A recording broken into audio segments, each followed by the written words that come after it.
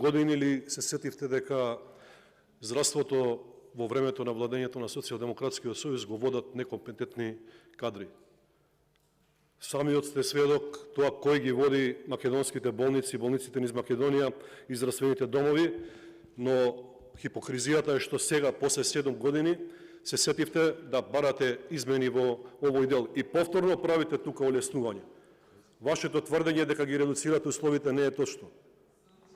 Повторно дозволувате некои некомпетентни да стојат на чело на здравствените установи.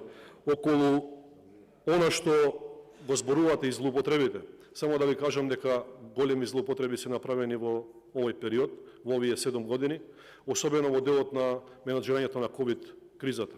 Бевме први по бројот на смртност на луѓе кои што починале од COVID-19. Тоа е нотирано. Реплика Жаклина Лазаревска.